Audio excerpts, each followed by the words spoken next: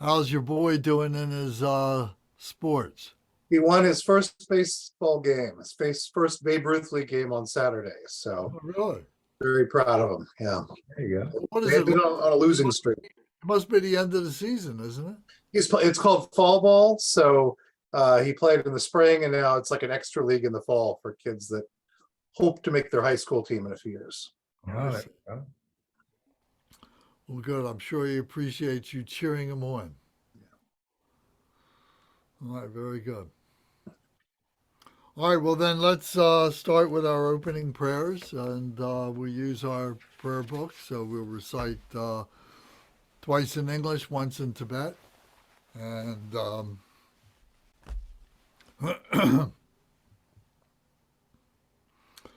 all mother sentient beings, especially those enemies who hate me, obstructors who harm me, and those who create obstacles on my path to liberation and omniscience. May they experience happiness, be separated from suffering, and swiftly I will establish them in the state of unsurpassed, perfect, complete, and precious Buddhahood. All mother sentient beings, especially those enemies who hate me, obstructors who harm me, and those who create obstacles on my path to liberation and omniscience. May they experience happiness, be separated from suffering, and swiftly I will establish them in the state of unsurpassed, perfect, complete, and precious Buddhahood. Dagla dang war je pe dra no pa je pe geg. Tarpa dang tam she ken pe bar du jo par je pa tam she ki so je pe. Manam kadam yam pe sem chen tam she de wa dang den. Dog now dang drel nur du la na me pa yang dag pa zog pe zhang zhub rimpo to pa zha. Thus, until I achieve enlightenment, I perform virtuous deeds with body, speech, and mind. Until death, I perform virtuous deeds with body, speech, and mind. From now until this time tomorrow, I perform virtuous deeds with body, speech, and mind. Deshe du sang ma ge gi bar du lu na gi sam ge wa la ko. Ma she bar du lu na gi sam ge wa la ko. Du de ring ne song te ni ma sang ta sam gi bar du lu na gi sam ge wa la ko. We take refuge in the kind root and lineage lamas. We take refuge in the deities of the mandalas of the yidams. We take refuge in all the exalted Buddhas. We take refuge in the perfect Dharma. We take refuge in the excellent order of the Sanghas. We take refuge in all the noble Dakas, Dakinis, and Dharma guardians, possessors of the eye of wisdom. We take refuge in the kind root and lineage lamas. We take refuge in the deities of the mandalas of the yidams. We take refuge in all the exalted Buddhas. We take refuge in the perfect Dharma. We take refuge in the excellent order of the Sanghas. We take refuge in all the noble Dakas, Dakinis, and Dharma guardians, possessors of the eye of wisdom. Sansa wadang par je pe pal dan la ma dam pa nam la kab su chi o. Yidam kil gorgi la sok nam la kab su chi o. Sangye chom dende nam la kab su chi o. Dam pe cho nam la kab su chi o. Pa pe ge dun nam la kab su chi o. Park pe ge dun nam la kab su chi o. Pa wo ka tro cho kyong song mei song yes she gi chang dang dem pa nam la kab su chi o. Until I attain the heart of enlightenment, I take refuge in all the Buddhas. I take refuge in the Dharma, and likewise in the assembly of the Bodhisattvas. As the previous Buddhas embraced the enlightened mind and progressed on the Bodhisattva's path, I too, for the benefit of all sentient beings, give birth to Bodhicitta and apply myself to accomplish the stages of the path. Until I attain the heart of enlightenment, I take refuge in all the Buddhas. I take refuge in the Dharma, and likewise in the assembly of the Bodhisattvas. As the previous Buddhas embraced the enlightened mind and progressed on the Bodhisattva's path, I too, for the benefit of all sentient beings, give birth to Bodhicitta and apply myself to accomplish the stages of the path. Shangshub Ning Po Chi Ki Ba Sangye Nam La Kyab Su Chi Chodang Shangshub Sampa Yi So Klang De Shin Kyab Su Chi Jitar Nongi De Shegi Shangshub Tugni Ke Padang Shangshub Sampe La Pala De Dagrim Shin E Patar De Shin Dro La Pandandu Shangshub Samni Ke Gishing De Shin Du Ni La Pala Rimpa Shindu La Pa Ji O. In the Buddha, the Dharma, and the Sangha most excellent, I take refuge until enlightenment is reached. By the merit of generosity and other good deeds, may I attain Buddhahood for the sake of all sentient beings. In the Buddha, the Dharma, and the Sangha most excellent, I take refuge until enlightenment is reached. By the merit of generosity and other good deeds, may I attain Buddhahood for the sake of all sentient beings. Sangye Chodang So Cho Ke Dun La Sangye Chodang So Ki Cho Nam La Shangshu Bardu Dagni Kapsu Chi Dagi Jin So Ki Pe So Nam Gi Dro La Pen Shir Sangye Ju Pa Sho. May all mother beings, boundless as the sky, have happiness and the causes of happiness. May they be liberated from suffering and the causes of suffering. May they never be separated from the happiness that is free from sorrow. May they rest in equanimity, free from attachment and aversion.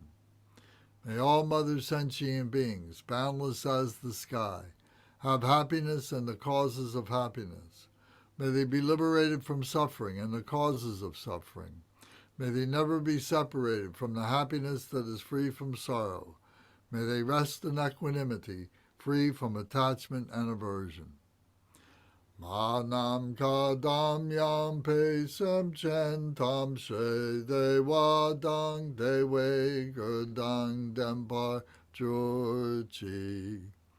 Dug now dang de now gi gu dang dra wa jur chi. Dug now me pe de wa dang mi dra wa jur chi. Nei ring chak dang ni dang dra wei dang nam la ne pa jur chi. So now if you have your four thoughts to turn the mind to the Dharma text, or you want to follow here on the screen, I'll put this up. We'll recite the four thoughts and contemplate after each one. Precious human life. The freedoms and advantages so extremely difficult to obtain accomplish the purpose of human life. If one does not achieve benefit from this now, how could this opportunity come again? Oh, this kind of leisure and endowment is supremely difficult to obtain. When one obtains a body which is easily lost, do not waste it meaninglessly, but rather use it to attain ultimate liberation, joyous result. So sit quietly and contemplate the meaning of precious human life as one of the four thoughts that turn the mind to the Dharma.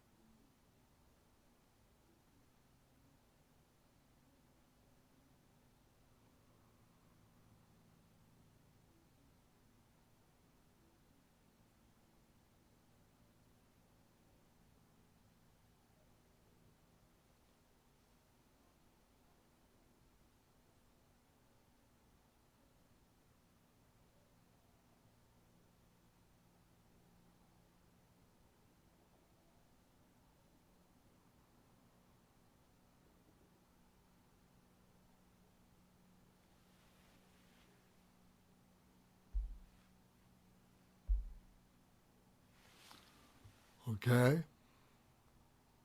So now the impermanence. Ka, no matter what has been done, nothing benefits at the time of death. Worldly activities, yes, they are lies.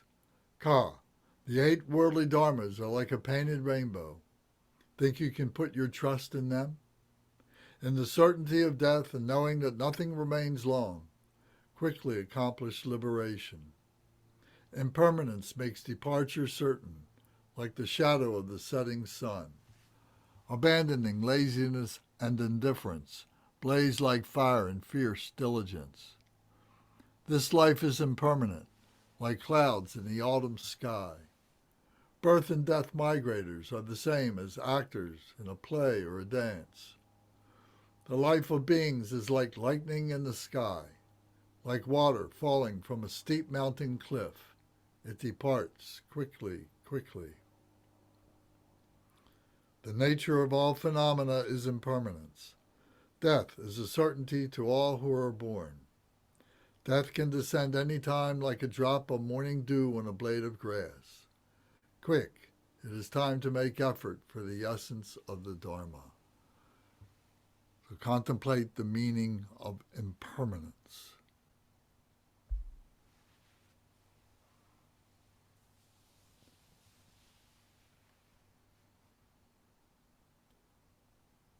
The eight worldly dharmas or the eight worldly concerns are gain and loss, pleasure and pain, fame and disgrace, and praise and blame.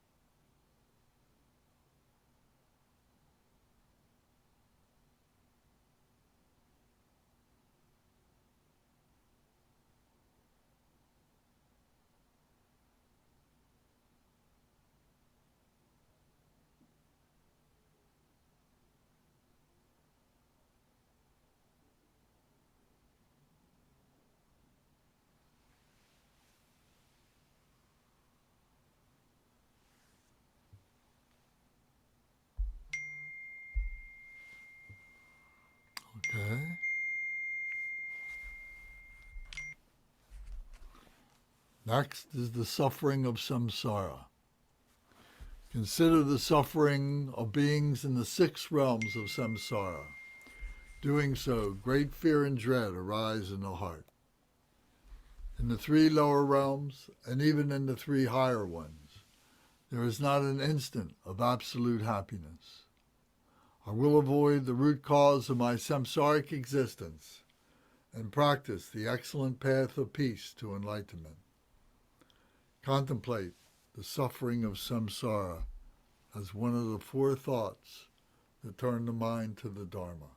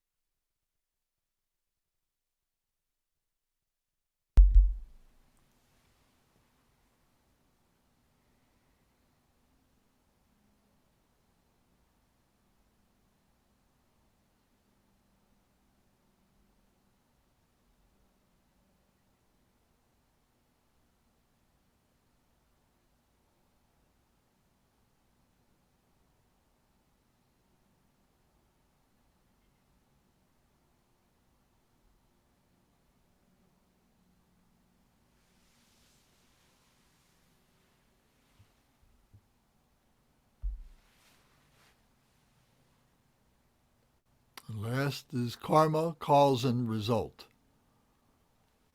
Even if one were a king at the time of death, one's own possessions, enjoyments, friends, and retinue will not follow. But wherever that sentient being goes, his karma follows after him like a shadow. The fruit of one's positive karma is happiness. Suffering is the fruit of negative karma. The inexorable karmic causation is the mode of abiding in all dharmas. Henceforth, practice the Dharma by distinguishing between what should be practiced and what should be given up. Contemplate karma, cause and result, as the 4th of the 4 thoughts that turn the mind to the Dharma.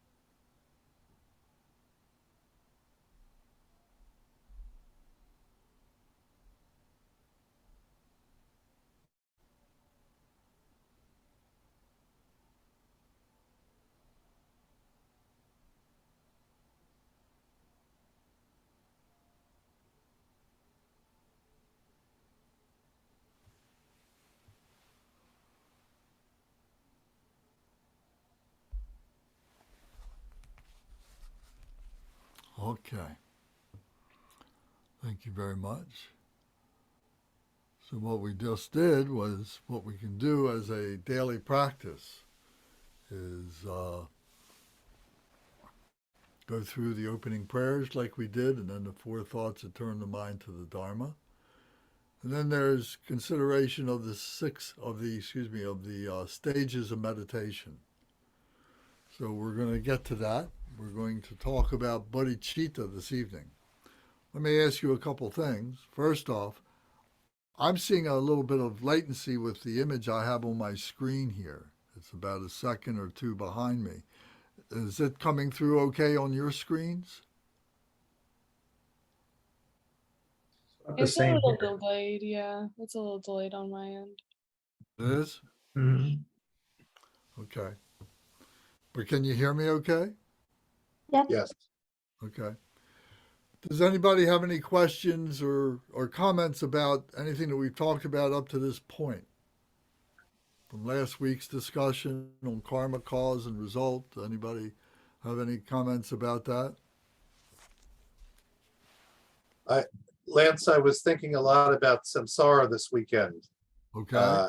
and talking to my wife and talking about just some of the, I'm 49. At my age, you've seen a lot of suffering and you've seen broken families and just a lot of bad stuff. And I said to my wife, unfortunately, that's samsara. That's samsara. And then I was thinking, and when we were contemplating tonight, not a moment of absolute happiness. That hit me kind of hard as well, because when you think about it, there's always something in the back of our minds that we regret or that we're afraid of. And I think that's true. There is not a moment of absolute happiness. But again, I'm getting stuck in this, well, if you can obtain enlightenment, then samsara won't seem so bad, that we can somehow eclipse that. And I can't imagine getting to the state where samsara doesn't seem that bad, but then it's probably because I'm not enlightened yet, right? That's why I see it that way. So that's what I've been focusing on lately. Well, that's very good. That's very critical thinking. So that's very good. The Buddha, he spoke about in the sutras. He spoke about that this world that we live in, this planet that we live on, it should be called endurance, the planet of endurance, this Yeah. life of endurance, and we're learning to endure. And we do that by transcending our attachments and our aversions and so on to the suffering of samsara that's what this world is.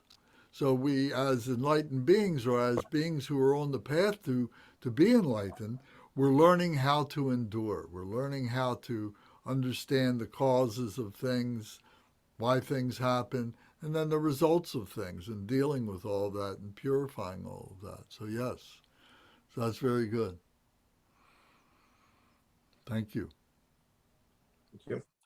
I did want to make one point because someone had talked to me from last week and had a little bit of a question about helping other beings, and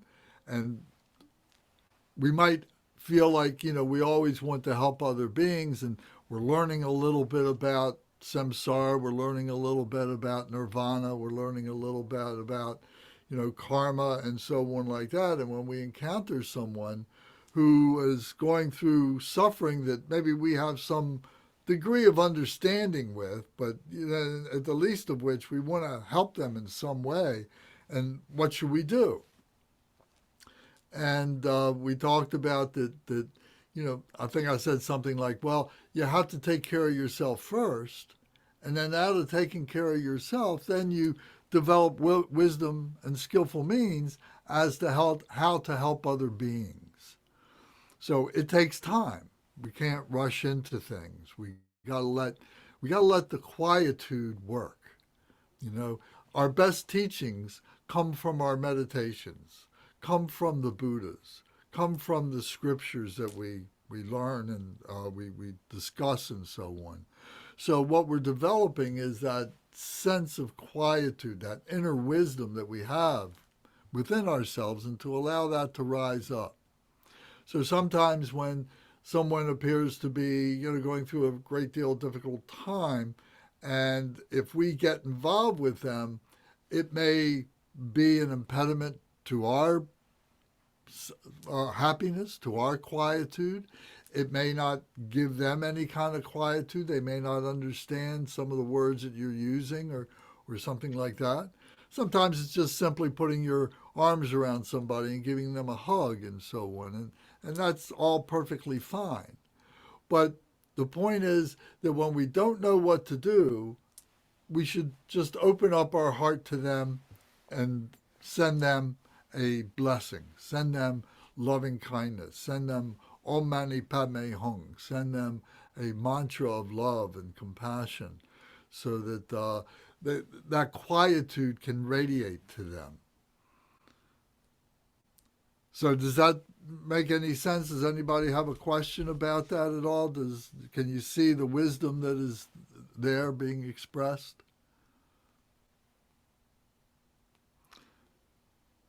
There's a prayer that we recite later on as we get along in our practices. There's a prayer that says, "Now I lack the ability to bring happiness to these migrators.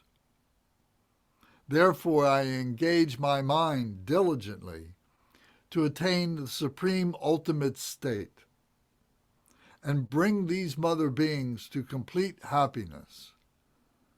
I make effort to practice,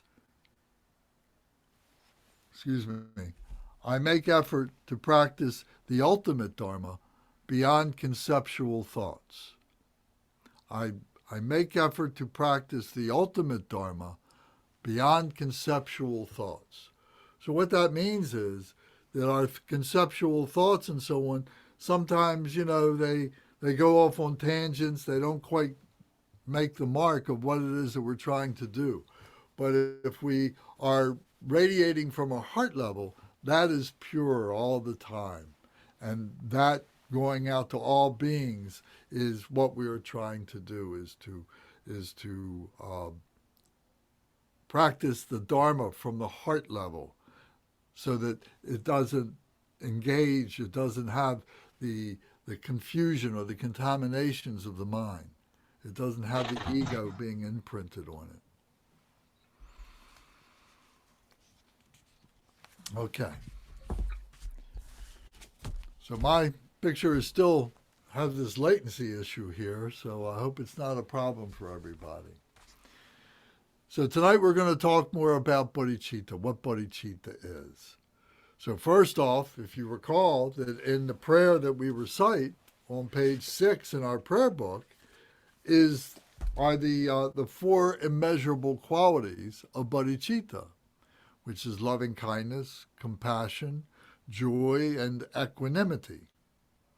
And what this is doing is trying to help us to have this mindful experience with our emotions, our thoughts, and our attitudes for other beings, for being able to help other beings through this loving kindness, through this compassion, through this joy that we have in this equanimity. And this joy is an empathetic joy. And the empathetic joy means that we may not be anything to do with other people's joy. We may not have done anything to help them to develop that or anything like that, but we see their joy and it brings us joy. And that's a very important thing. Many people, go through these teachings and go through these practices, but they really miss the point of joy. They seem to be doing things out of duty. They seem to be doing things out of fear that if they don't do it, that there's going to be some kind of holding back or something like that. But it should be this joy. We should enjoy doing everything that we do, and we should enjoy other beings and find the joy in their lives and be able to rejoice with them, at least silently within ourselves. We're rejoicing with them. So that's an important factor. That's an important feature of bodhicitta, the joy. So in being able to define bodhicitta, what is bodhicitta now? That we talk about that there's 2 basic ways of looking at bodhicitta. There's ultimate bodhicitta and there is relative bodhicitta. The relative bodhicitta, or the conventional bodhicitta, is the objective to benefit other beings. This is what we're trying to do. We're trying to help other beings. And as the Buddha said, and the Clarification of Thought Sutra, he said that relative bodhicitta vows to liberate all sentient beings from suffering through compassion, so that we are having compassion for their suffering. We're having compassion for our suffering. When we have compassion for our suffering, we do something about it. And when we see suffering of other beings, we may not know what to do about it, but we're sending that compassion from our heart to their heart. So we need to be able to develop the method to be able to do that. So we're going to get to that, but right now we need to explore what this relative bodhicitta is helping other beings. So the ultimate bodhicitta is the supreme or the absolute bodhicitta. And this is the objective to attain enlightenment for ourselves and for all beings to attain enlightenment. That through our compassion, we're trying to help ourselves to overcome our suffering so that we can attain enlightenment. And through our compassion for other beings, we're doing the same for them. But we find if we do it for ourselves first, then and ignoring other beings, then what that does is creates a selfish enlightenment or a selfish liberation that is not a true liberation. It is not a true enlightenment. It is as we talked about in the weeks before, we talked about that is a pratyeka Buddha, one who is selfishly trying to get to their own enlightenment, not caring about other beings. So this ultimate bodhicitta is recognizing the pervading emptiness, endowed with the essence of compassion, clear, unmoving, and free from elaboration. So what does this mean? This pervading emptiness. This pervading emptiness is this world in which we live, this samsaric world, this world that is full of suffering and confusion and not knowing what we're doing, what's happening, not truly being connected. So this pervading emptiness is this fact that this is a compounded life, that we are compounds, heaps of different aspects of our lives, of our humanness, that comes as a composite, and we see all life as part of this composite. And all this composite, because none of it has an innate nature. None of it is truly existent. Everything is relative to something else. So we say that nothing has its own inherent nature. It's all compounded. It's all relative. So the wisdom is the all-pervading awareness of that emptiness. So this takes some time to develop, to the stability in this. So this emptiness is endowed with essence of compassion. It's clear and unmoving and free from elaboration.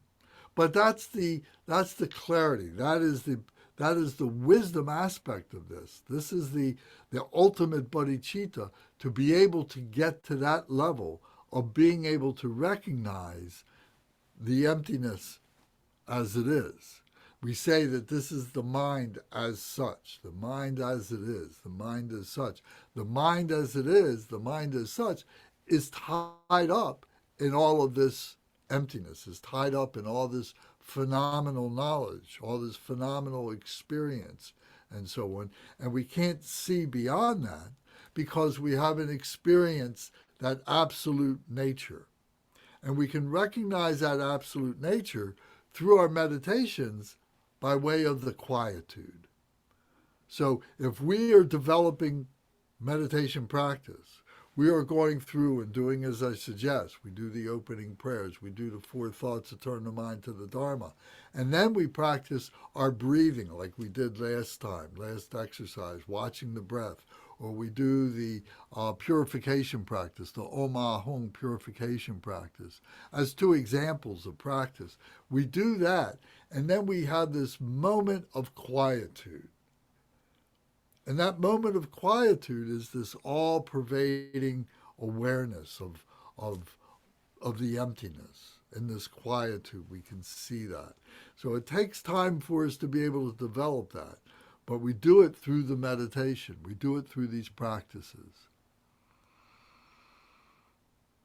The Buddha said, the mind of ultimate enlightenment is beyond this world, free from all elaborations, the supremely pure subject of the ultimate, stainless, unmoving, and very clear like the continuity of a lamp sheltered from the wind. So it's that metaphor of a flame, of a candle, of a butter lamp or something like that. And normally if there's a breeze going by, you'll see the flame flickering and being pushed about.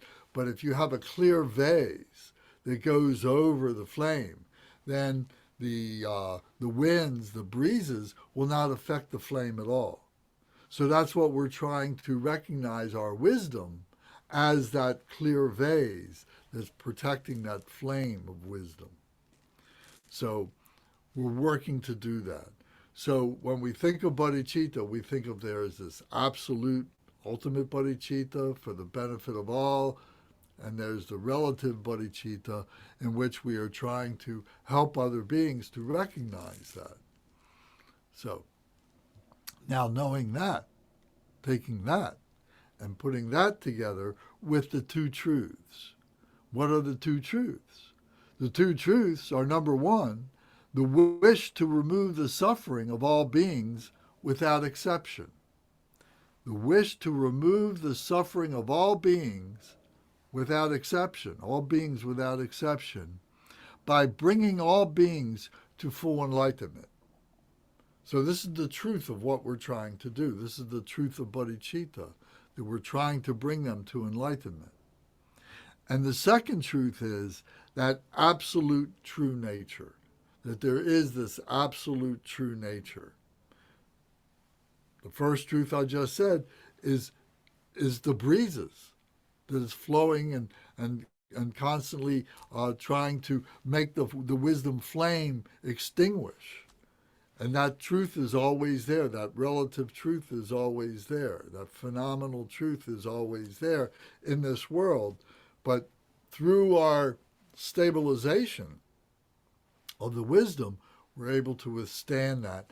And it becomes something that through the absolute, we become transcendent of those vicissitudes, of those changes that are happening in samsara. So, to say it now another way, the ultimate bodhicitta is obtained through the realization of the dharmata. The dharmata is this suchness, this true nature of phenomena, this dharmata, this dharma place, where there's all these different dharmas, all these different pathways that lead us down many myriad paths of confusion.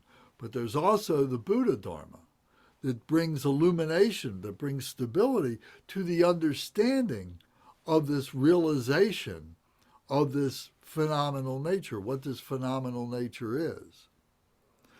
Now, while the relative bodhicitta is obtained through ritual ceremony.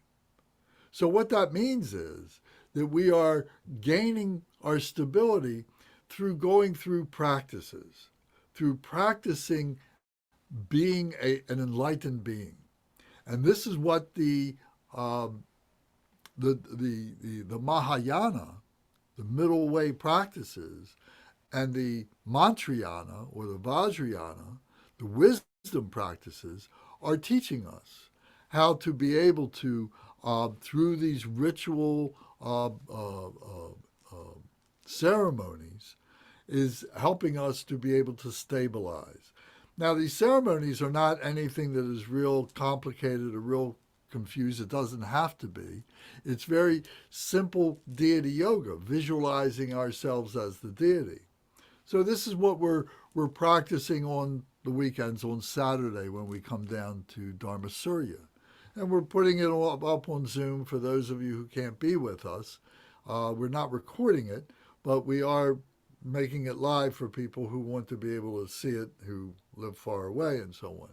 But it's through these practices that we begin to visualize the deities and to recognize the characteristics of the deity within ourselves. We see ourselves as the deity, that these deities are all within ourselves, and that we begin to slowly engage with the behavior of being that particular deity that we're doing that particular practice for. So it comes with a visualization. It comes with making offerings to ourselves to create a mindfulness that we have this within ourselves. And it comes through reciting a mantra. A mantra is a mind protection. Our monkey mind is jumping all around. But through these practices, we learn to control our mind through the mantra, through a mind protection of reciting who that particular deity is, stating what their activity is. This is the identification of that particular deity. This is the voice, the speech of that particular deity, and we are becoming that ourselves through this mind protection. And so our physical body and our intellectual body are coming together and opens up our heart where the deity is, releasing the deity, allowing the deity to come out. The blockages are dissipated. So for the time on the cushion, for the time that we do this, that we are removing any of those blockages, any of those emotions and so on, so that this natural wisdom that we have within us comes forth. So it's like light that is piercing through, a cloudy window. And as you're wiping the window clean, all of a sudden light starts coming through it. You can see these shards, these rays of light coming through. So it's kind of like that. So it's through the ceremony that we begin to recognize what it is to be the deity. So this helps us then to stabilize our understanding of the phenomenal nature by experiencing through glimpse after glimpse the absolute nature. Not every practice, not every ritual ceremony that we're going to do is going to give us that stability. But over time, it does. So we have to trust in the system. This is a system. So we have to have trust in the teacher. We have to have a trust in the books, the ceremony itself. We have to trust in that. We have to trust in ourselves that we want to accomplish this, that we can accomplish this, that this is a primary reason that we're here. It's part of the four thoughts that turn the mind to the Dharma, that we recognize that we have this precious human life. And we're trying to really bring it to its fruition, to its exaltation. What is the highest thing I can do as a human being?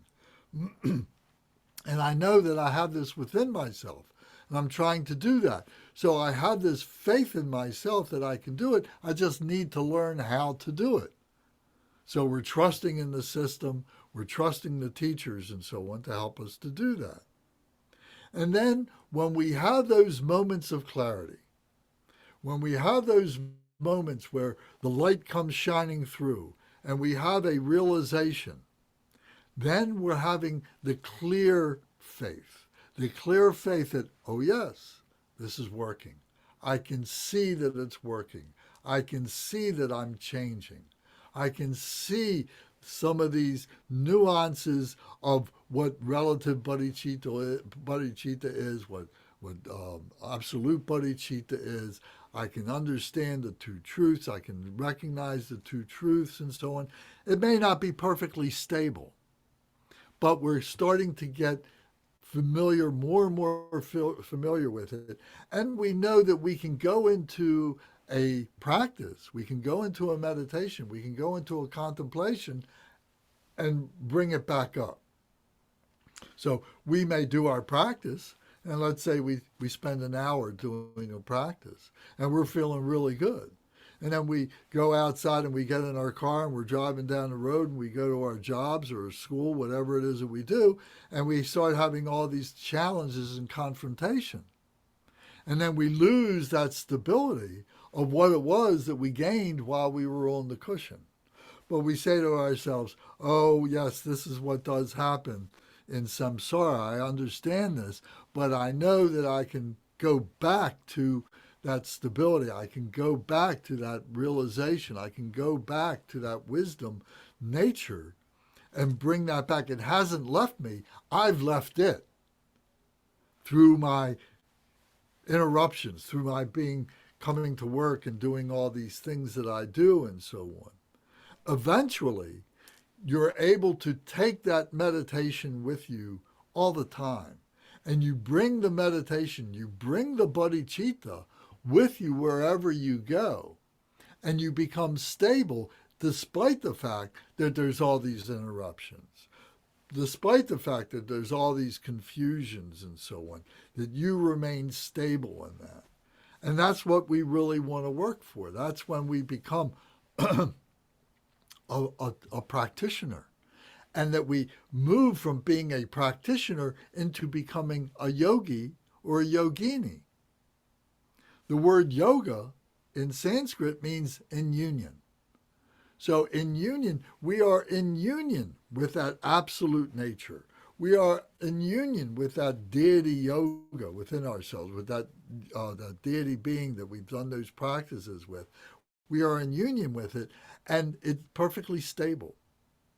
So that takes a little bit of time, a lot of practice, and so on. So that's what we're working for. So right now, we're identifying that this is possible. And we're giving permission that you can engage in this and giving you the ability to be able to academically understand this, but then also giving you the opportunity to come and practice to be able to do this on your own. Because what we do together is only for a few hours, during a week or something like that. So nobody expects that we're going to become enlightened in one of those kinds of sessions. But through going home, into your own personal meditation space that you should develop and so on, then by doing that, that's where the transformation really takes place. That's where you can control the environment. You're moving at your own speed. You don't have other people bouncing off of you or you bouncing off of them, and you develop that your own technique in which to do this. So we're giving you tools to be able to do that, but it's up to each of us to take those tools and use them for the best way that suits ourselves. So, and we need to be, of course, honest with ourselves as to the types of results that we're having and the lack of the results that we're having, so that we know how to fine-tune things. So this is why we have teachers. This is why we have Sangha, Dharma, brothers and sisters, on which to talk and to compare and maybe get some ideas from, some guidance from, and so on. So we need to share. We need to open ourselves up. Otherwise, we go back to being the Pratyeka Buddha, the solitary realizer, who is off by himself thinking that they're achieving enlightenment, when in fact all they're doing is just creating more arrogance and pridefulness for themselves and mental misconceptions of what they think is true.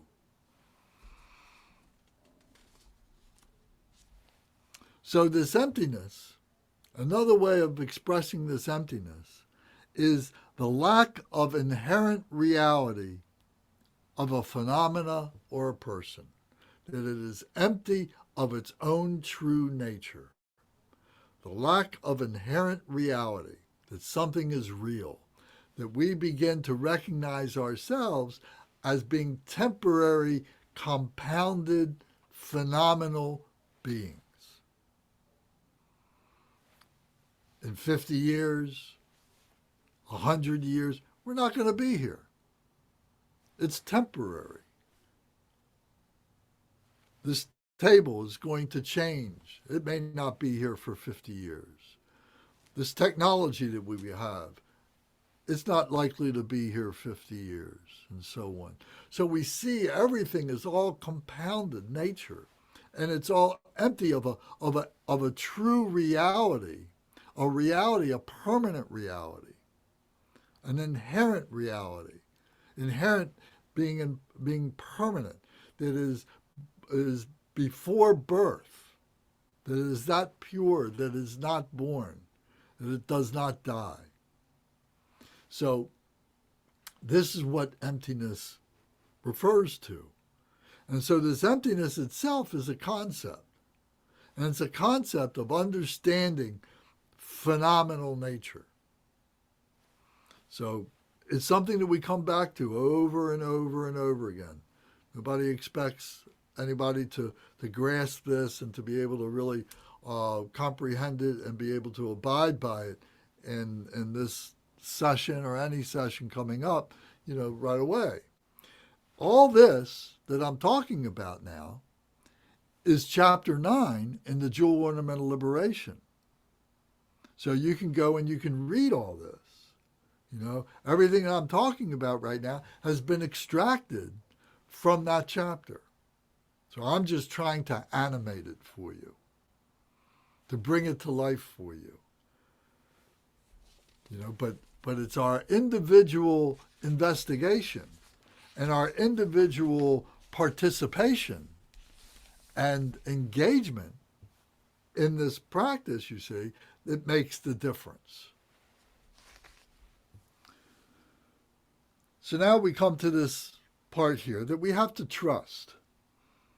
Here I'm going to talk about the essence of this cultivation of bodhicitta is the desire or the aspiration to achieve perfect, complete enlightenment for others' benefit.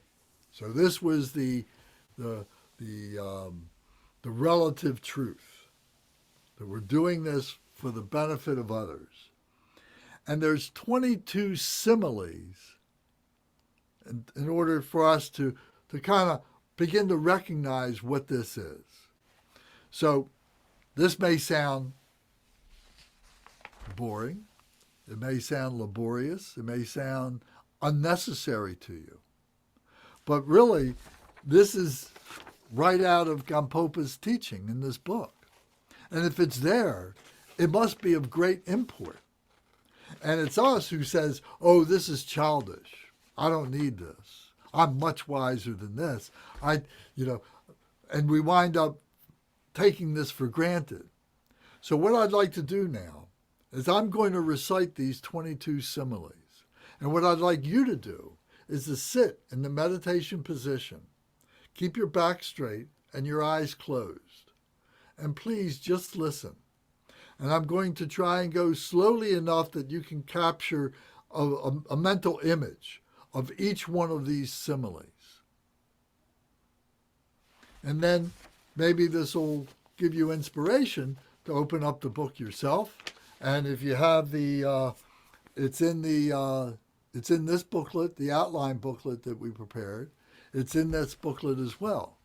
So you can refer back to this because it bears repeating over and over and over again. So please assume the position and close your eyes. On the ordinary level, number 1, there is earnest desire to achieve enlightenment.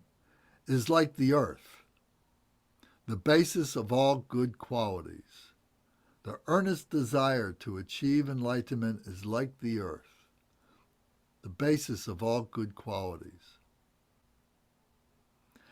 A general intention to achieve enlightenment is like gold. It never changes. And the third is possessing altruistic thought is like the waxing moon. It increases all the virtues.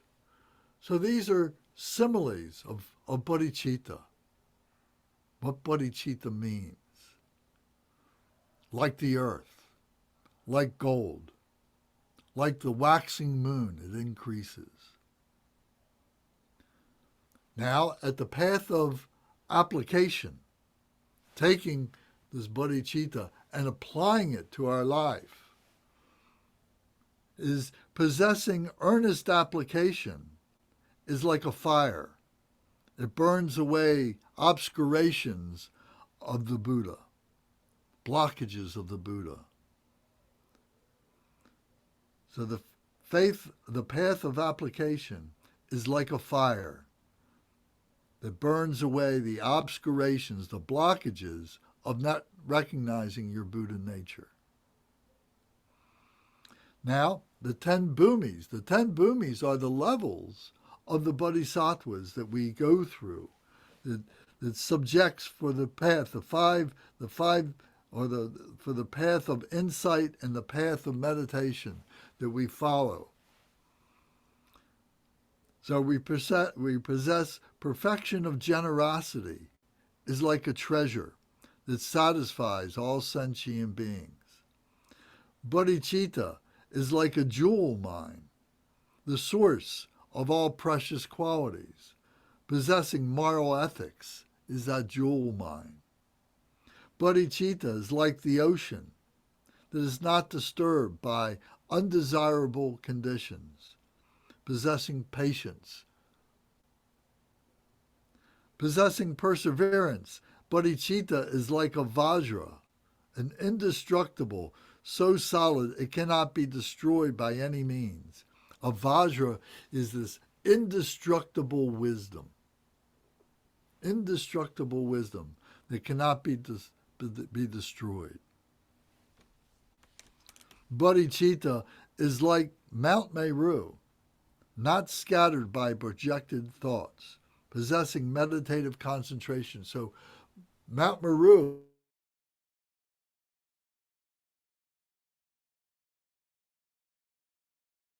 is centered, is focused upon. This Mount Meru that is a core that runs through our lives, and that it is our touchstone to bring us back to understanding. Bodhicitta is like Mount Meru, like that core. Bodhicitta is like medicine that heals illnesses of afflicting emotions and subtle obscurations to enlightenment. So it's this discriminating wisdom.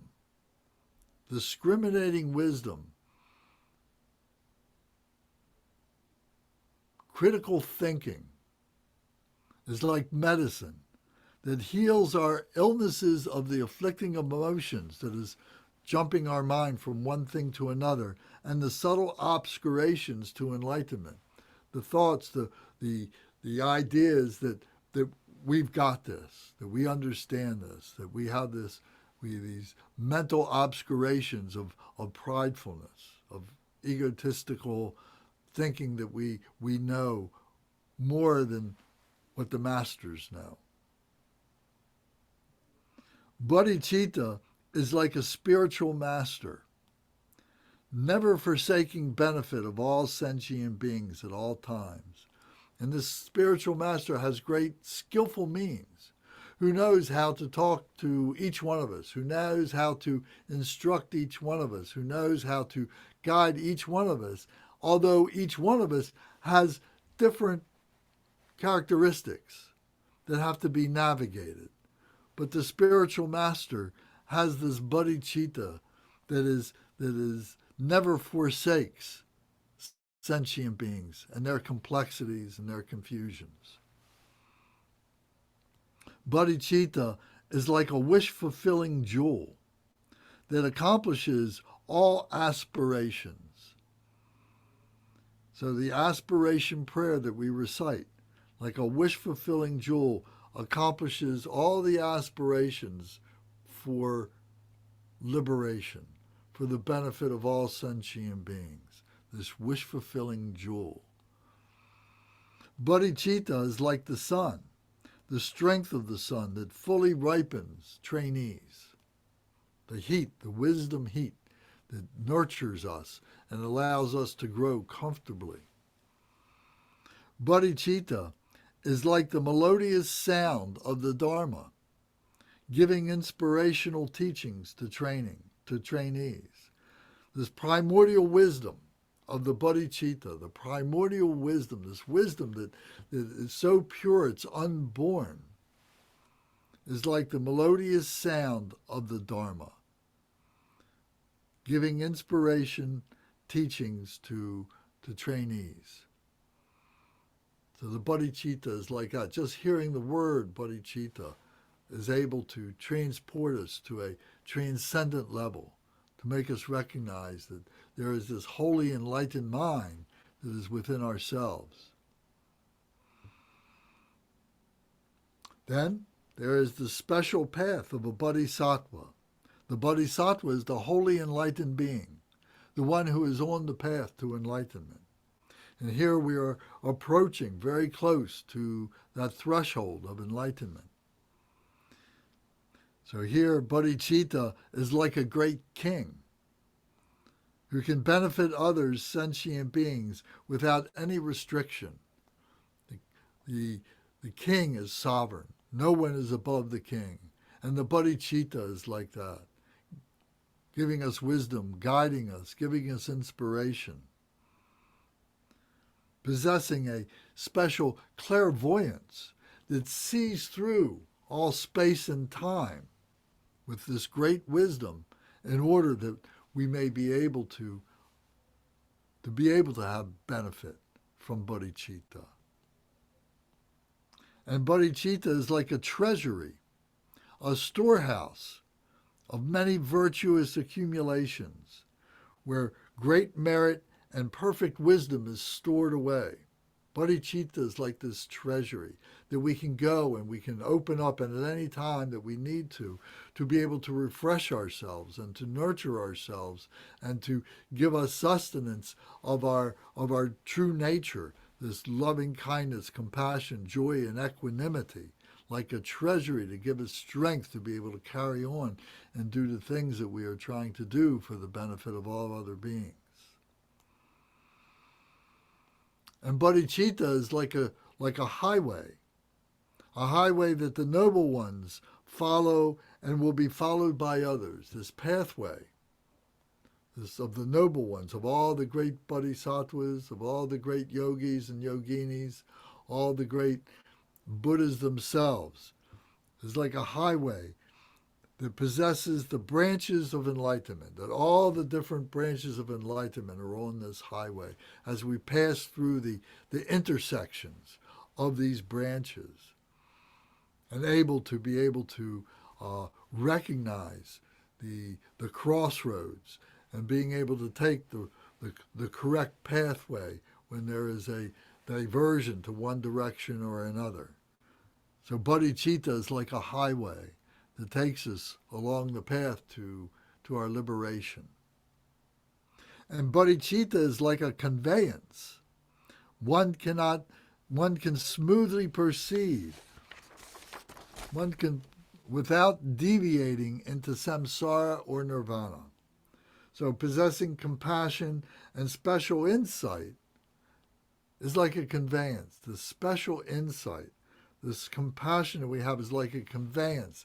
It's like an autonomous driving automobile, something that drives itself, that we are part of this conveyance, part of this vibration that is pulling us along and supporting our back and keeping guide rails on in order that we can smoothly proceed along without deviating into samsara or nirvana. Samsara is the ocean of suffering, and nirvana is the liberation from that suffering. However, it is a temporary liberation, and one that we can appreciate, one that we can use, but it is not the liberation of enlightenment. And that is what the conveyance is reminding us, is protecting us to be able to get to that liberation, that full realization of liberation, of enlightenment. And then possessing the power of complete recollection and confidence is like the bodhicitta as like a water of a well, that without exhaustion it holds the Dharma that one has heard and not heard. So the well, the water in the well, it's dark in the well. We don't see the bottom of the well, but yet we put in the bucket with a rope and we let it go down and we hear it splash and we pull it back up and there is the water. That is like medicine. That is like Dharma medicine. That is the bodhicitta. We can't see that. We can't see the bottom, but we know it's there. So this is the power of the recollection and confidence that it's there. Oh, I need the water. Oh, I shall go to the well. Oh, I need the bodhicitta. I shall go to the bodhicitta teachings. I shall go to the Dharma. I shall meditate. I shall practice. So now we come to the Buddha's level. Now we come to the final three of these similes for the Buddha's level. Bodhicitta is like hearing elegant sounds that proclaim a beautiful song to trainees who wish to achieve liberation. This is the grove of the Dharma. Imagine that you're out on a great big desert and it's hot and parched and dry, but then you come to this grove, this beautiful island within a desert of trees and fruit and food and rest and fresh water. This grove is like this bodhicitta. And in this is hearing the rustling of the leaves from the breeze that is coming through this grove, and we can hear that, and it's this musical, melodious sound of bodhicitta, this hearing elegant sounds. And it is like, bodhicitta is like the current of a river that benefits others without being diverted from its path. So possessing the path of one direction, the bodhicitta is like this path of one direction that invariably leads us to liberation, to enlightenment, to all-knowing wisdom that cannot be diverted. This river that is powerful and it has a current, is moving in one direction and will carve its way through whatever obstacles are put in its way. And so it's like this current of river that benefits others without being diverted from this path. And bodhicitta is like a cloud that manifesting, abiding in this Tushita heaven, in this Buddha field that is within ourselves, that is around us, that our life becomes this Buddha field, this heaven of our mandala, to which benefits sentient beings depend. It's like creating our world, creating our home, our palace. And this palace is made of bodhicitta, the holy enlightened mind, possessing the Dharmakaya. The Dharmakaya is the true nature that we have within ourselves, that now we are able to have removed all the blocks, and now we just bask in the radiance of that true nature. And our mandala is complete. This is like a cloud that blankets us with warmth, blankets us with protection, blankets us with comfort, is the bodhicitta. So these are the 22 similes of bodhicitta. So it's very inspirational. And from time to time, come back to this. And as you are doing your practices, maybe a particular day, you say, okay, I'm going to make this my practice. I'm going to do my opening prayers. I'm going to do the 4 thoughts that turn the mind to the Dharma. And I'm going to recite the 22 similes and contemplate and meditate on the significance of these 22 similes. And that becomes my practice for that particular session. And it will be very, very powerful. So we use all these things, you see, as tools. The jewel ornament of liberation is the stages of the path to liberation. So this is one of the stages on that path, one of the tools on that path. At this point, does anybody have any questions or comments? Do you want to stand up, take a break, take a drink?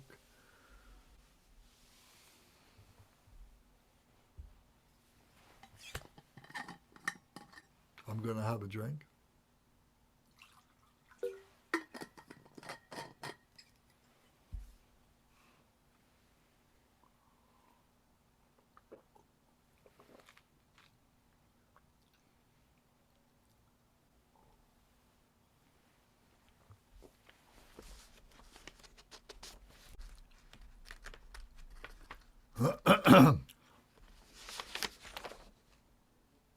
So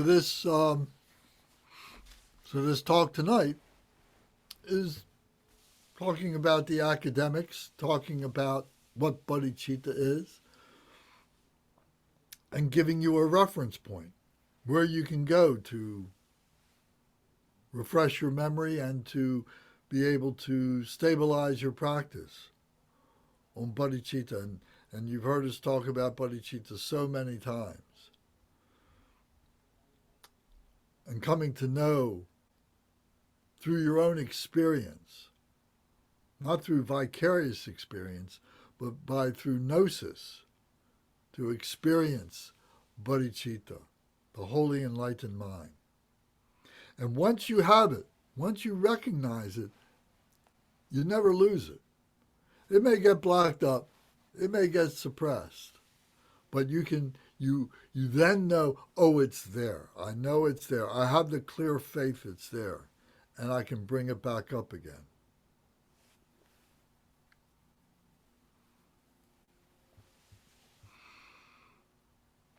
So, continuing on this exploration of bodhicitta then, we come to the causes of the cultivation of bodhicitta. What is the cause? You know, we talked about karma, cause and result, and that for every karma, every action, there is a cause. Well, there needs to be a cause for bodhicitta. You know, what is going to be our motivation for that? What is the cause for that? Why do we want to do that? What's our aspiration and so on? So being able to recognize that and to develop that is part of this process, because we are karmic beings at this level. We're still ordinary human beings, so we're still operating under karma. So we haven't gotten to the part where we've been able to transcend that yet. We'd like to get there, but first we have to go through this karmic experience to be able to do that. So this is one of those experiences. This is the cause for the cultivation of bodhicitta. This is the aspiration to benefit others. So first, we have to have a realization or a recognition of the perfect noble family. The perfect noble family.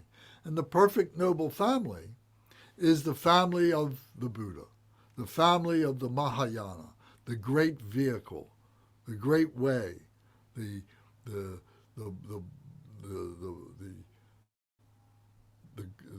great union, Maha Yoga, the great way together. So this, by recognizing this and saying, oh, that's the family that I have a yearning to be part of, Maybe I have a seed that says, oh yes, I'm part of that, but I don't know how to get there. Or maybe I've been there and I want to know how to stabilize it. But it's the realization that there is this family and you want to be part of that family. We have our genetic family. We have our family of our mother and father and our brothers and our sisters and our friends and that family, our ordinary family. But, you know, to what degree has that been able to satisfy us spiritually? Because we're seeking a spiritual family. Otherwise, why would we be here tonight, right now, talking about this and listening to this? If we were satisfied with our ordinary, mundane family, and I'm not disparaging it at all, but I'm just saying that that's our physical, intellectual family. Our spiritual family is this family of transcendence, this family of the Buddha, this family of being awakened, of being liberated. And if we can be an influence with our ordinary family, with our family of our mothers and fathers, brothers and sisters, friends, etc., then that's great. And we will try to do that.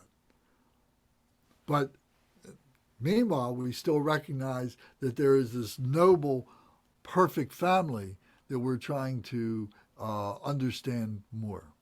So this becomes a cause for our cultivation of bodhicitta.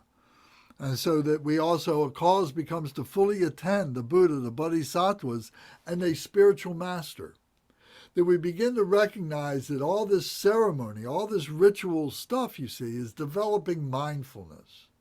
You know, we're not going to go to hell, or lightning isn't going to strike us, or we're not going to get a sin or something like that, this great negativity, if we don't do these things. But we're not going to get the benefit if we don't do these things. The thing that we're going to miss is the benefit. Not that we're going to be struck down or something like that. So by building this mindfulness of having images of the Buddha, having images of bodhisattvas, having an image of your spiritual teacher, having books and reading books and doing these things and having a special place that you go to in your home and so on is creating this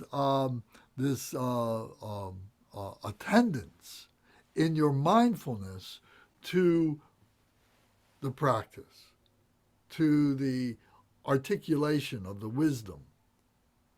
So this is a cause for the cultivation of bodhicitta. Another is cultivating compassion for other beings. Now this takes some work. I mean, for myself, this took a lot of work, and I still work on it, to have compassion for other beings. But this becomes a cause for bodhicitta, because there's lots of beings that I don't like, and they don't like me. And how do I help them? Why do I want to help them? And I have to learn to see them from a point of view of love, from a point of view of being an enlightened being, from the point of view of being a Buddha who does not discriminate. There's no prejudice between you or me or what we consider to be a good person or a bad person. It's all part of the same thing in the eyes of a truly enlightened person. So we have to develop compassion for those that we don't like through our love. That when we see someone who is suffering and acting out in ways that I don't like, I have to see that as that they're sick. There's an illness there. Inside, they are a true person. They are a person just like me. But right now, they are consumed by their illness. And just because they're consumed by their illness, I still love them. And I have compassion for their suffering, even if they're trying to lash out at me or other beings and so on. And that takes work to do that. It takes contemplation to do that. It takes great effort to be able to do that, and it takes time. And we practice that by finding the worst of who we are, to be able to focus on that. So there's many that we can think of, I'm sure. It doesn't take much. You can pick up the newspaper, you can turn on television, you can open up your iPod or your iPad or whatever, and you can see and hear the the results of these suffering beings who we don't like, but we need to learn to love and have compassion for.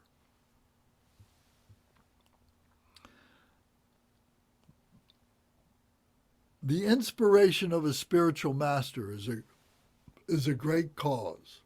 To be with those who have literally, willingly, voluntarily sacrificed their lives as being what we might consider an ordinary productive human being in our 21st century lives, who has all these possessions, who has families and relationships and children and cars and homes and all these things that we have, that our spiritual masters have been able to compartmentalize them to some degree or another. Maybe they have completely abandoned those things, or maybe abandoned is not the right word, but they have renounced those things. They have given up those things. And they lead these monastic lives. They don't have to be monastics, but that is, we think of the monastics as having done that because they have nothing except the clothes that they're wearing and a begging bowl. In essence, that's all they have, in the Buddhist tradition. So through their inspiration, through recognizing the sacrifices that they have made, which to them are not sacrifices, to them is common sense at the point that they're at. They say, why would I want all that suffering? Why would I want all those attachments? My life is very simple. And I enjoy the simplicity, and I'm simple so that I have time to be able to actualize the compassion that I have for all you suffering beings. Their job is to present the truth to us, to be able to present the Dharma to us, to present our true nature to us. That's their jobs. So in order to do that, they need freedom from all these material things. So the inspiration of a spiritual master, to whatever degree they have gone through these renunciations and so on, they don't necessarily have to be monastics. They don't necessarily have to be men or women. They don't necessarily have to be old or young. They don't necessarily have to be born in the East or born in the West. They can be anywhere and everywhere. We learn from so many different ways. So to recognize the spiritual master who is speaking spiritually to you, that you learn to recognize spiritual truth.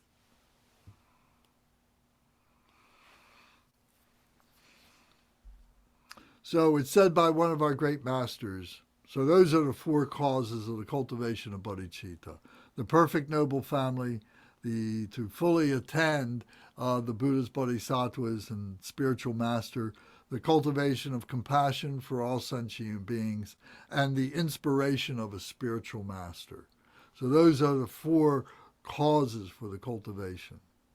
So now, looking at what one of the great masters has said about this, Asanga, who is a great philosopher, a great monastic, a great teacher, who composed the ornament of Mahayana Sutras, on the question of relative bodhicitta, the inspiration of the spiritual master, he said this: due to the power of friends, the power of cause, the power of the root, the power of hearing, or through virtuous tendencies, bodhicitta appears stable or unstable when it arises from the proper ceremony conducted by others. So in other words, it's through these powers, friends, cause, root, learning, practicing, we're either going to attain or we're not going to attain this bodhicitta. We're not going to be stable in it. And it's up to us, is basically what it's saying. When it arises from the proper ceremony conducted by others, what do we do with it? In ultimate bodhicitta, it said, when the perfectly enlightened one is pleased, when the Buddha within us is pleased, who are we trying to please? The Buddha out there? No, we're trying to please the Buddha within our own self. The Buddha is within us. When the perfectly enlightened one is pleased, when the accumulation of merits and perfect wisdom is well gathered, when there is non-conceptual thought, perfect wisdom in the Dharma that is held to be the ultimate bodhicitta. So it's when we are bringing all this in and we begin to realize this. This is what leads to the ultimate bodhicitta. It's organic in the way that it comes on its own. It's organized. It's not random. It's organized. It comes out of its own.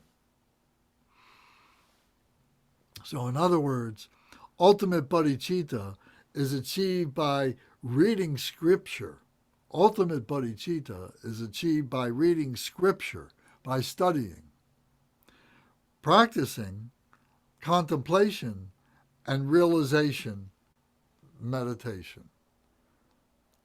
Ultimate bodhicitta is achieved by reading the scripture, by studying, practicing, contemplation, and realization that comes from meditation.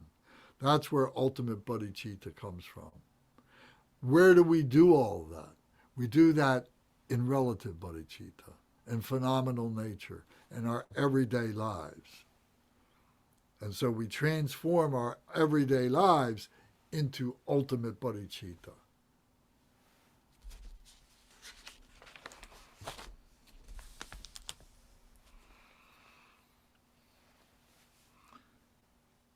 So there's some method, there's some ceremony that is in the book. You can take a look at that. But I'll go through the beneficial effects of bodhicitta. The beneficial effects of bodhicitta are the accountable beneficial effects. Cultivating aspiration bodhicitta. We enter into the Mahayana, the middle way. It becomes the basis for all our bodhisattva training. All evil deeds will be uprooted.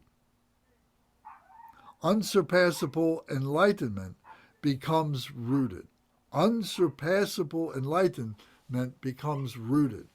So we're like a gardener. We're planting the seeds of our enlightenment, and roots come from that and grows from that. One will obtain limitless merits. So the things that we do, the positive things that we do, the virtuous things that we do, become like money in the bank, spiritual money, spiritual good deeds that will help us through our difficult times. That we find that there is this guiding light, there is this force behind us that keeps us from regressing. And there are guardrails on the sides that keep us from wandering too far off our path. So these are the merits that come. Each of these, the guiding light, the force behind us, the guide rails are from the merits. All the Buddhas will be pleased. All the Buddhas will be pleased. All within ourselves. We have this Buddha nature, and all these different Buddhas are in this diamond that we have within ourselves. We'll all be pleased.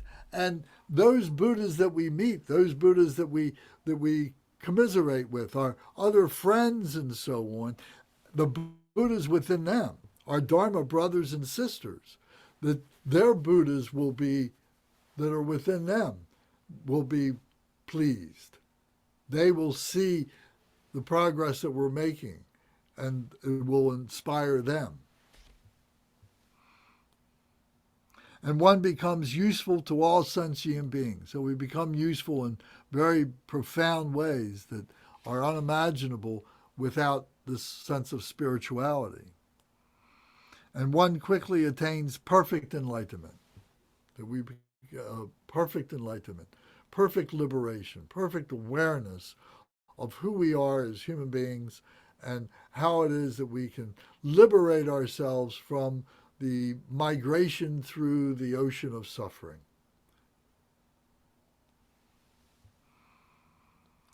And then we cultivate action bodhicitta. So that was cultivating aspiration bodhicitta, the desire for bodhicitta. Now, action bodhicitta is the 8 prior benefits plus one's own benefit becomes continuous.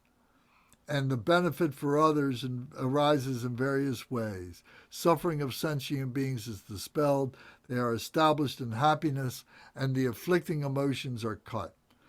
So we begin to see that we begin to live bodhicitta. Everything we do is bodhicitta. Loving kindness, compassion, joy, and equanimity. It becomes the mode in which everything happens, in which we actualize our loving kindness and compassion for the benefit of others, and then one's benefit, that we continuously are rising to the path of enlightenment. So it says here the action of action bodhicitta is the 6 paramitas, the 6 perfections. So that's another teaching. We can talk about that maybe next week. Unaccountable beneficial effects. All good qualities arise from this time until one becomes a Buddha. So they are unaccountable. In other words, time disappears, location disappears. It all becomes part of this continuum. And so this pathway gives way to this continuum that is like that river that is flowing without ever being able to be stopped.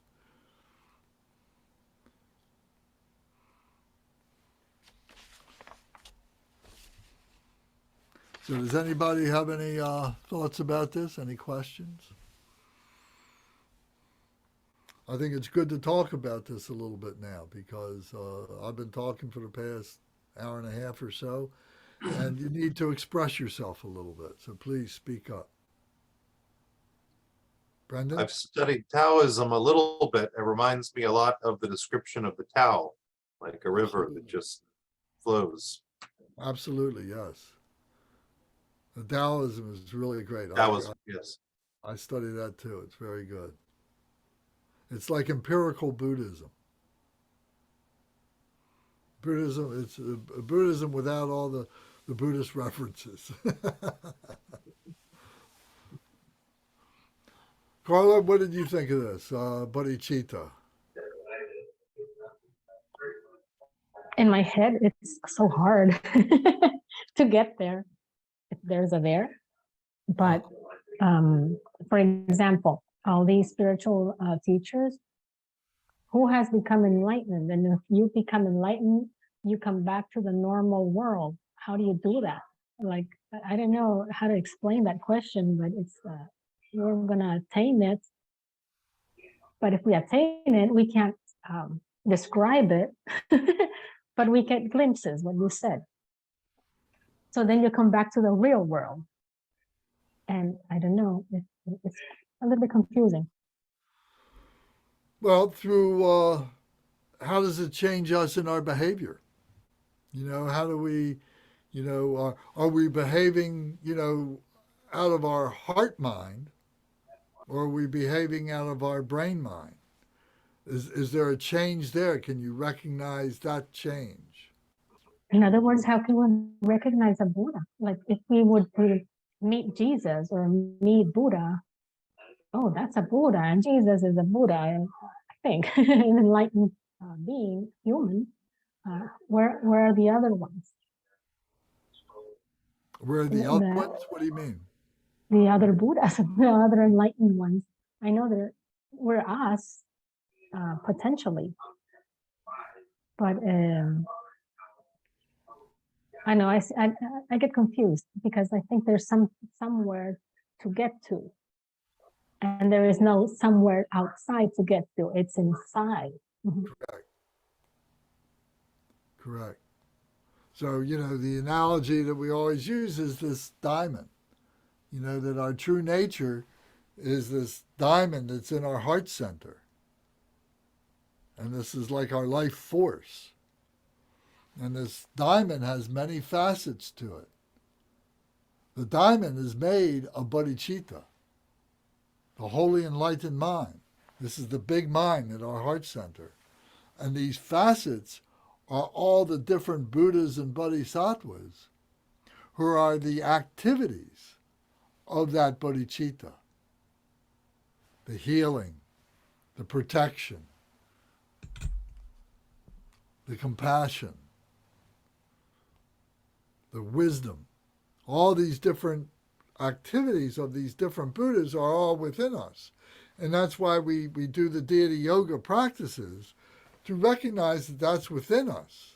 It's all Buddha. It's all the same Buddha that has all these different activities to it. And the thing that they all share is bodhicitta, the holy enlightened mind. The way in which they actualize it is what differentiates them. So we see that, and we have propensities. Maybe we like to be green tar. Maybe we like to be white tar. Maybe we have an affinity for medicine Buddha or for Shenreizeg or whatever. And that becomes our Yidam deity, the deity that we associate with and becomes our mentor. And through that mentor, we begin to recognize and understand and appreciate the other Buddhas that are within us too. But it's all within us. The notion of things that are out there, that's a falsity. It's all within us. Those are all appearances. And in you, and in you, and in you, and in you, and each one of that's in here. Correct. That's amazing. Yeah, Okay. so we're all connected with this, with this vibration, to use that analogy. The vibration of this continuum, the tantra. And in the little dog too. That's my other question. That teacher doesn't have to be a person. Could it be an animal? Like that helps us wake up. It could be because all sentient beings have Buddha nature within them. Yes. And if we recognize that, we individually recognize that in a horse or a dog or a cat or an alligator, whatever, or an insect, we begin to have a virtue of life and understand that the suffering that being is going through, but also the wisdom that is going to liberate that being, the Buddha nature that is within that being that has the power to liberate them.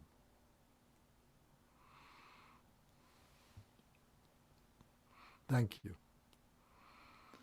Viviana, what do you think about this? Bodhicitta. I'm kind of on the same page as Carla. It's a lot to understand, and it's hard to kind of digest. Because I think a bodhicitta is just like is it just the holy enlightened mind? Yeah, that's the simple meaning of it. Yes. Okay. But just saying that, doesn't really fathom out all the permutations of what it means. So that's what we're going through here, is to be able to have a deeper understanding of what bodhicitta is. Yeah. Yeah. And you said that there was no such thing as a moment of absolute happiness, but then later on you said the moment of quietude is all pervading happiness, and I'm wondering like what the difference is. It is temporary for us. I mean, that moment of quietude is temporary for us as ordinary beings. Otherwise we would stay in the quietude. Yeah. But that quietude, what we are recognizing in that quietude is that all pervasive reality, absolute reality, that absolute truth. But we're not stable in that. That reality, that absolute truth is. And we're just getting a glimpse of it. We're just hooking onto it for a moment. Mm-hmm. Okay, that makes sense. But it's good that you put that together. What are you What are you thinking of? These past few weeks and everything. Does this continue to interest you? Yeah, it does. Like whenever I meditate, I get kind of like this moment of like clarity where colors seem brighter and like I can feel more in myself instead of somewhere else. And it's very important to me um, to kind of transcend just the physical realm and just be more in touch with my spiritual self. Um, so yeah, yeah. I mean, Do you have friends that you talk about this with? I have one friend that actually came with me to the temple the day that it like was was robbed. But yeah, and I talked to him about it a lot. Um a lot of people are interested in like Taoism because it's I think there's less of a religious structure behind it. I don't know. People are kind of scared of religion that are my age. But yeah, I have people that are around me that I can talk to about it. Well, let's talk about that for just a minute. In Buddhism, we don't regard this as a religion. It's a philosophy. Yeah. So I kind of look at it. Brendan brought it up, talking about Taoism. You just brought it up. Buddhism is like Taoism with pictures. Yeah, I've noticed that. It's yeah, and pictures and symbols and yeah, colors and stuff. Yeah. It's got a lot of stuff about it. It's true, and that's you can say that's the good news. You might say that's the bad news. When I studied Taoism, when I was in my 20s, it was very abstract. It was too abstract for me. I appreciated it, but I couldn't consider myself to be a Taoist. Um, but then through learning other sciences, philosophy and especially Buddhism, then I came to recognize what that abstraction is, what those abstractions is in the Taoism, and now it makes much more sense to me and so on. Yeah, I totally know what you mean. Like especially with like the flame metaphor, and you said like putting a vase over it is kind of like Right, that wisdom. right. Um, I think I read a while ago that like the aim of Buddhism was like blowing out the flame, so that was kind of like unusual to me. Is that kind of like enlightenment and like the cessation is like Um, it's recognizing the emptiness and then letting go of the emptiness. So all this that we are coming to recognize is all part of the human experience, but we have to fathom that out to be able to get to the point to be able to release that, to rest in that quietude. to truly rest in that, to become the quietude with no reference points. Or, blowing out the flame is a metaphor for that.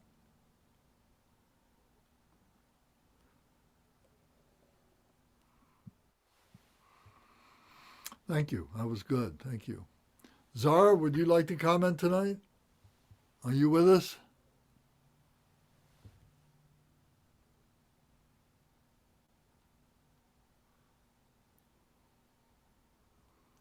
Well, maybe she's not there this evening. Or she can't get her microphone to come on. All right. Well, in the meantime, Tom, how about you? Would you make some comment, please? You covered a very important aspect of. You actually talked about the most important aspect of Buddhism. All Buddhas are Bodhicitta. Bodhicitta is Buddha. And so, that's just, they'll come. That selfless nature, not thinking about yourself and thinking of others and putting others before yourself. And that, that's the most important aspect.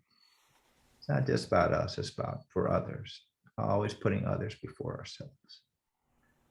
It takes time, it takes practice, it takes study, it takes contemplation and meditation. But if you just meditate without these things, it's like picking up a rock and trying to polish it and turn it into a diamond. It's just not going to happen. You need all those other aspects too. But Lance is giving a really good teaching here, covering the very basics, but it is one of the most important things.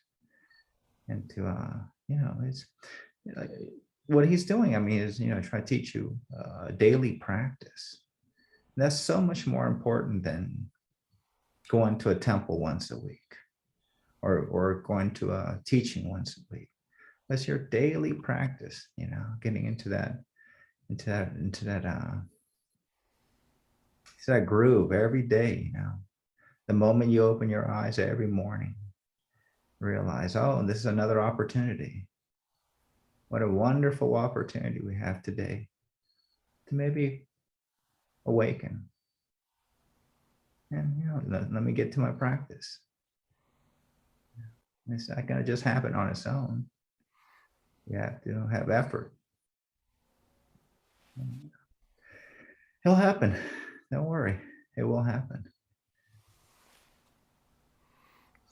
So on that note, thank you, Lance, for wonderful teaching today. Thank you. And what Tom's saying is our practice becomes second nature to us.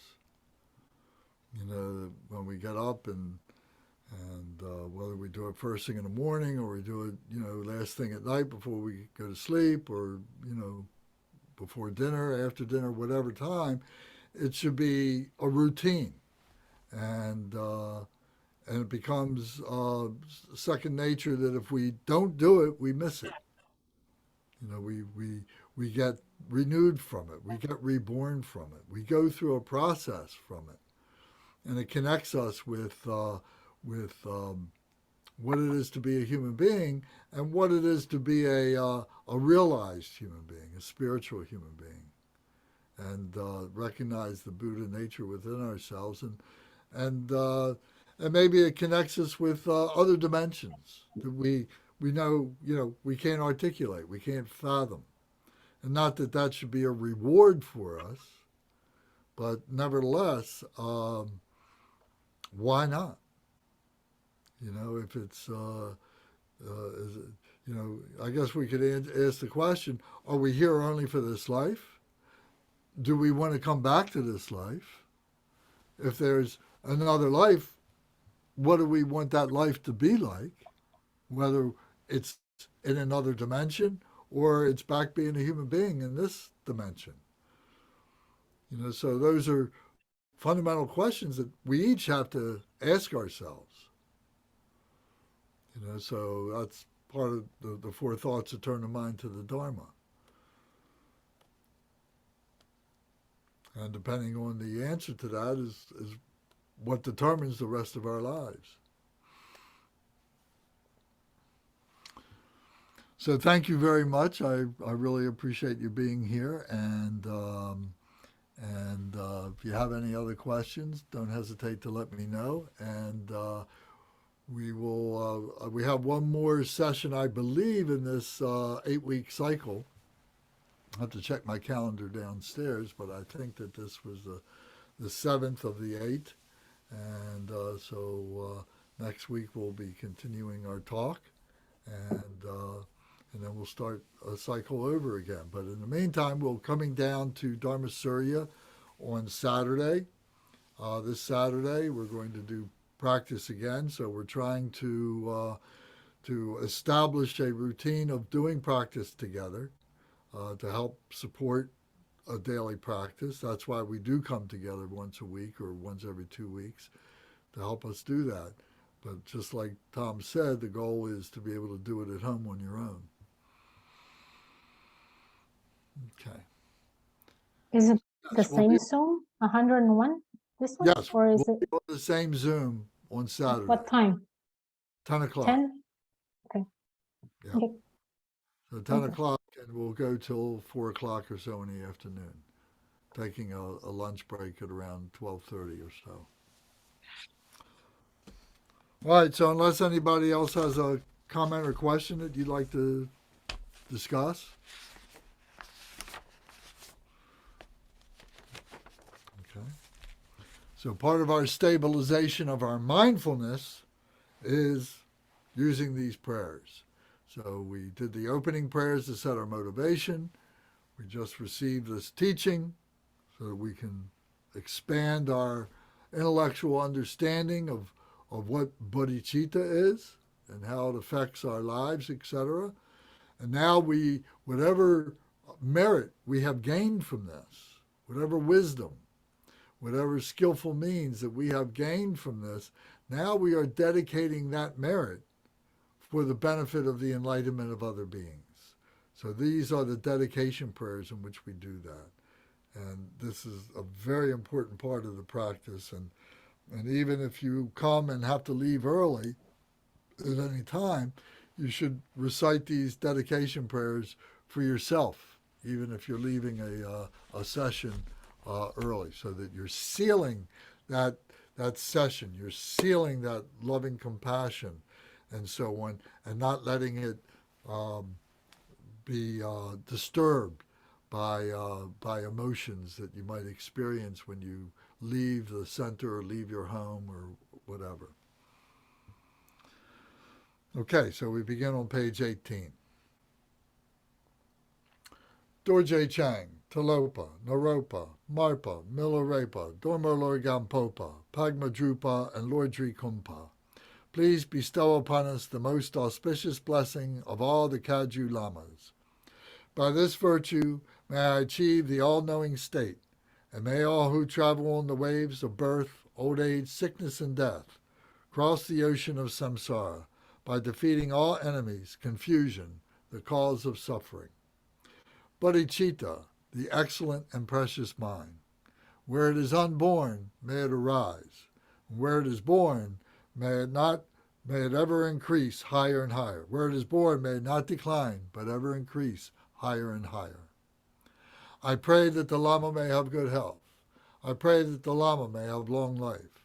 I pray that your Dharma activities spread far and wide. I pray that I may not be separated from you. As Manjushri, the warrior, realized the ultimate state, and as did Samantabhadra, I will follow in their path and fully dedicate all merit for all sentient beings. By the blessing of the Buddhas who attained the three kayas, by the blessing of the truth of the unchanging Dharma as such, by the blessing of the indivisible Sangha order, may the merit I share bear fruit. By the virtues collected in the three times by myself and all beings in samsara and nirvana, and by the innate word of virtue, may I and all sentient beings quickly attain unsurpassed, perfect, complete, precious enlightenment. May the teachings of the great tree Kompa Ratna Shri, who is omniscient, Lord of the Dharma, master of interdependence, continue and increase through study, practice, contemplation, and meditation until the end of samsara. Glorious, holy, venerable, precious kind root and lineage lamas, divine assembly of yidams and assemblies of Buddhas, Bodhisattvas, Yogins, Yoginis, and Dakinis, dwelling in the 10 directions, please hear my prayer. May the virtues collected in the 3 times by myself and all sentient beings in samsara and nirvana, and the innate word of virtue, not result in the 8 worldly concerns, the 4 causes of samsara, or rebirth as a Sravaka or Pratyeka Buddha. May all mother sentient beings, especially those enemies who hate me and mine, obstructors who harm and misleading Mars, and the hordes of demons, experience happiness, be separated from suffering, and swiftly attain unsurpassed, perfect, complete, and precious Buddhahood. By the power of this vast root of virtue, may I benefit all beings through my body, speech, and mind. May the afflictions of desire, ignorance, arrogance, and jealousy not arise in my mind. May attachments to fame, reputation, wealth, honor, and concern for this life not arise for even a moment. May my mind stream be moistened by loving kindness, compassion, and bodhicitta. And through that may I become a spiritual master with good qualities equal to the infinity of space. May I gain the supreme attainment of Mahamudra in this very life. May the torment of suffering not arise even at the time of my death. May I not die with negative thoughts. May I not die confused by wrong view. May I not experience an untimely death. May I die joyfully and happily in the great luminosity of the mind as such and the pervading clarity of Dharmata. May I, in any case, gain the supreme attainment of Mahamudra at the time of death or in the bardo. Om. Ah. Hum.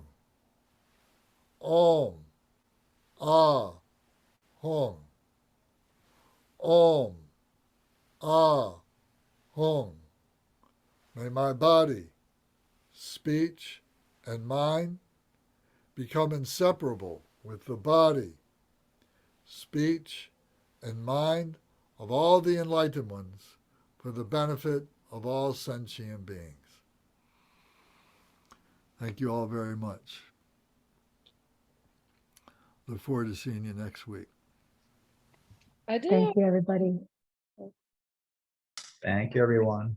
Thank you. Good night. Thank you. Good night. All right. I did have like another question that I just wanted to ask you like separately because it's kind of Sure. like I feel like empathy is kind of like a cause of a lot of my suffering, so it's weird that empathetic joy is I'm the sorry, what was that word you said? What causes your suffering?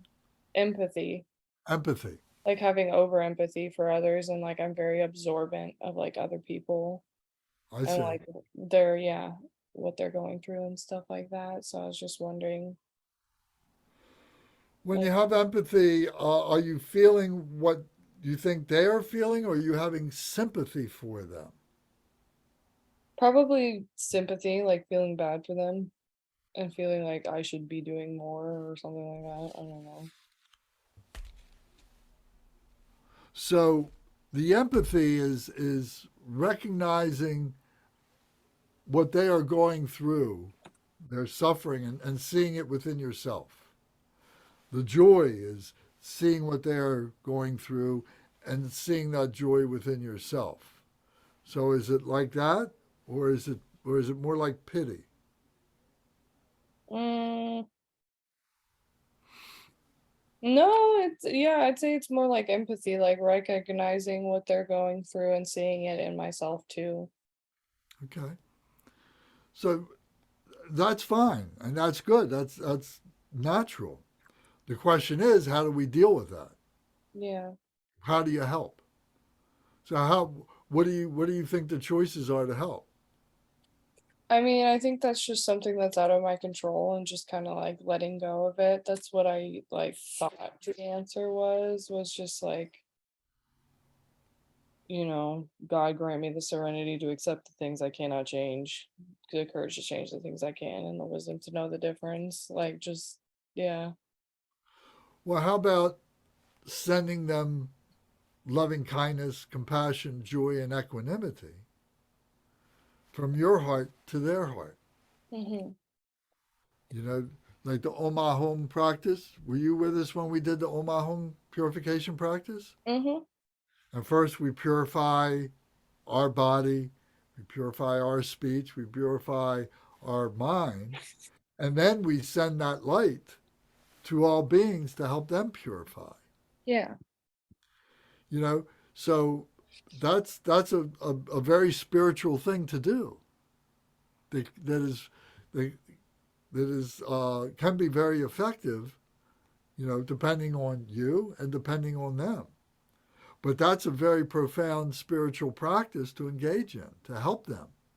So when you don't have the right thing to say to them, or it's beyond your ability, to be able to recognize or fully understand, what their causes are and how to help them. At least you can send them your loving kindness, compassion, joy, and equanimity to them, and that becomes a great help. That's a spiritual help. So you're helping them, but then it's helping you to strengthen your spirituality. It's giving you a spiritual mindfulness. What do you think of that? What do you think about doing that? Yeah. I mean, like praying for them and like, yeah, trying to meditate on it makes sense. Makes a whole lot of sense. Well, it's not exactly praying. Yeah. How would you define praying? Um, like wishing the best for them, I guess, Yeah, in that specific scenario. yeah. But how about generating energy, generating that bodhicitta? I mean, that's not praying. Yeah, that's not. That's that's really trying to transmit something that you have, bodhicitta. You're trying to transmit to them. Now, you're not plugging in like an electric cord, Yeah. but can you? But do you think that it's possible to transmit from your heart to their heart? Yeah, I think so, yeah. Well, then that's the thing to do. And even if it's, you're in the car or you go home, and even if it's not a complete practice, where you do the motivation and do all that, but you're just taking a few minutes and you go om ah hong om ah hong om ah hong om ah hong om ah hong, body speech and mind, and sending that from your heart to their heart, you know is very powerful. It's powerful for them, but it's powerful for you too, because it's helping you to become a complete human being and helping you to become a spiritual master yourself. So that in the future, maybe you do have more words, you do have more wisdom to be able to help beings that you want to help. Yeah. At a spiritual level. Yeah. Because, that's the one thing about being spiritual. We think that everything's rooted in the spirituality. And that's the problem that ordinary human beings have, is they don't recognize that spirituality. And that's why they suffer so much. Yeah.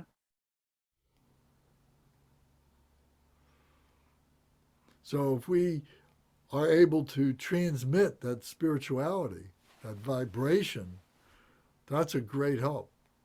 I mean, I do it every day. I do Medicine Buddha every day for people that I know in particular, but then for people that I don't know all around the world and beyond the world, wherever they may be, you know. And I try and visualize that, and but I'm visualizing it with my heart. You know, I visualize it with my brain, but then it kind of combines with my heart mind, and I'm sending that vibration to all beings. I'm sending that loving kindness, compassion, joy, and equanimity to all beings. So it takes work. It's part of the practice. Yeah. How often do you get to practice? I mean, I do like a small meditation for like 5 minutes every day Okay, to that's a start. good sign. Yeah. All right. Well, I hope that answered your question to some part. Yeah, I did.